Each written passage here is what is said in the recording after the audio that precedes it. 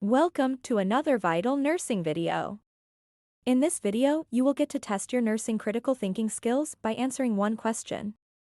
Can you get it correct? Before we start, please like and subscribe for more videos like this to help you pass nursing school. Videos are uploaded frequently, covering multiple nursing topics. Now let's begin. Following the delivery of a healthy newborn, a client has developed thrombophlebitis and is receiving heparin IV. What are the signs and symptoms of a heparin overdose for which the nurse would need to observe during postpartum care of the client? Dysuria. Epistaxis, hematuria, dysuria. Vertigo, hematuria, ecchymosis. Hematuria, ecchymosis, and epistaxis.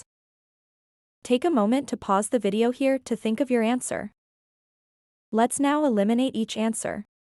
Answer, dysuria, is incorrect. Dysuria is not a common symptom of heparin overdose. Answer, epistaxis, hematuria, dysuria, is also incorrect because although epistaxis and hematuria are common symptoms of heparin overdose, dysuria is not. Answer, vertigo, hematuria, ecchymosis, is also incorrect. Vertigo is not a common symptom of heparin overdose.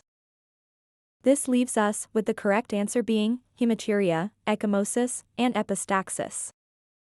Hematuria, ecchymosis, and epistaxis are the most common signs and symptoms of a heparin overdose. Others are thrombocytopenia, elevated liver enzymes, and local injection site complications. Okay, so how did you do? Leave a comment below saying whether you got the answer right or wrong. Thank you for watching. Remember, we post videos weekly, so check in often.